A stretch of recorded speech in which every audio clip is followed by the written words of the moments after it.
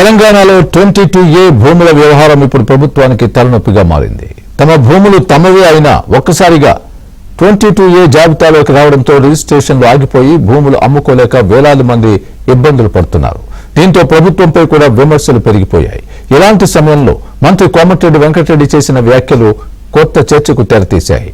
యాదాద్రిలోనే సుమారు 42,000 ఎకరాలు 22Aలోకి వెళ్లాయన్న ఆయన దీని వెనుక కుట్ర ఉందా అన్న కోణంలో విచారణ జరగాలి అనడం ఇప్పుడు సంచలనంగా మారింది. మరోవైపు అధికారుల నిర్లక్ష్యం వల్లే ప్రజలకు ఇబ్బందులు వచ్చాయని సారీ చెప్పారు రెవెన్యూ మంత్రి పొంగులేటి. అసలు 22A వ్యవహారం ఎంత దూరం ఎందుకు వచ్చింది? కోమటిరెడ్డి ఇప్పుడు కుట్ర కోణాన్ని ఎందుకు తెరపైకి తెచ్చారు? ప్రభుత్వంపై వచ్చిన డ్యామేజ్ ను ఎలా కంట్రోల్ చేస్తుంది?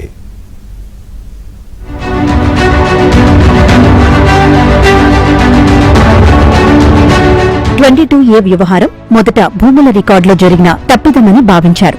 కానీ బాధితుల సంఖ్య పెరగడం, రిజిస్ట్రేషన్లు నిలిచిపోవడం, ప్రతిపక్షాల నుంచి విమర్శలు రావడంతో క్రమంగా ప్రభుత్వానికి ఇమేజ్ ఇష్యూగా మారింది.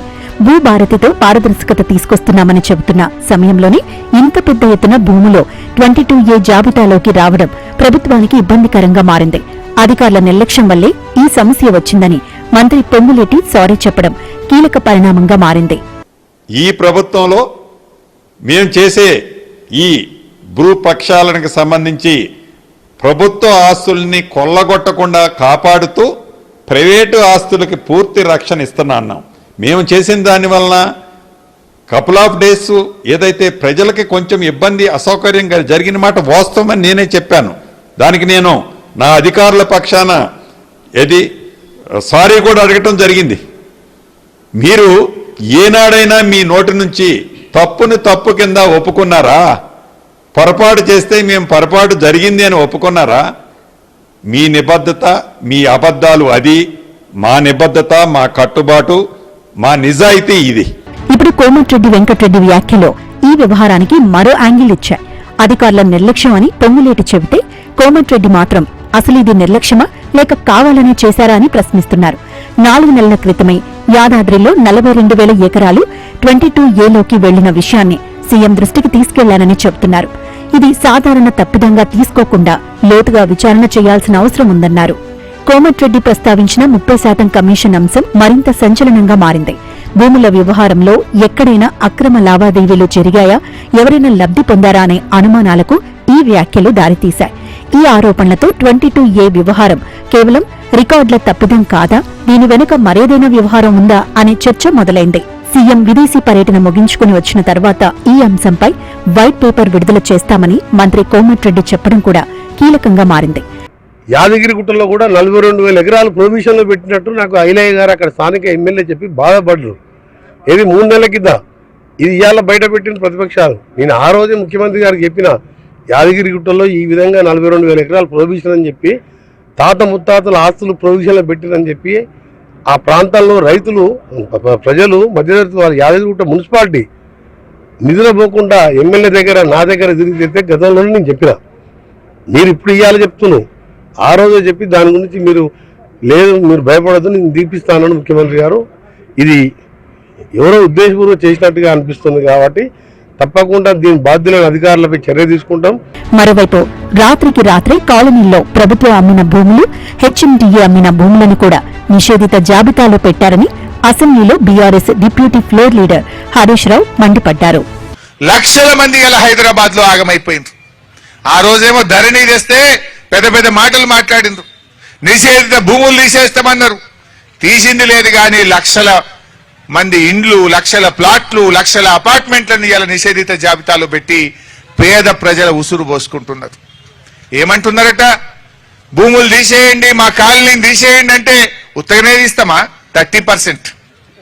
ఇది 30% గవర్నమెంట్. ఏ పని కావాలన్నా, ఒక భూమిని నిషేధిత జాబితాలో తీయాలన్నా, ఒక భూమికి సంబంధించిన సమస్య పరిష్కారం కావాలన్నా 30% ఇవ్వాలన్నట. పైగా డెవలప్మెంట్ కూడా వాళ్ళకే ఇవ్వాలన్నట. ఒకవేళ అది మంచి ప్రైమ్ లొకాలిటీలను, మంచి జాగలో, మంచి ఏరియాలో ఉంటే 30% ఇవ్వాలి, డెవలప్మెంట్ కూడా మాకే ఇవ్వాలంటున్నారట. ఇది ఈ రాష్ట్రంలో జరుగుతున్నది. అంటే రాజ్యంగా దోపిడీ చేస్తా ఉన్నారు. నేను ఒకటి అడుగుతున్న పొంగులేటి గారిని నిన్న సారీ మా అధికారులు తప్పు చేసిండ్రు అంటుండ్రు. అసలు పెట్టిందెవడు? ఈ భూములను నిషేధిత జాబితాలో పెట్టమని చెప్పిందెవడో తేలాల్సినటువంటి అవసరం ఉంది. అంటే నీ ఇష్టం వచ్చినప్పుడు పెడతావు, ప్రజలు తిరగబడితే తీసేస్తా అంటవా?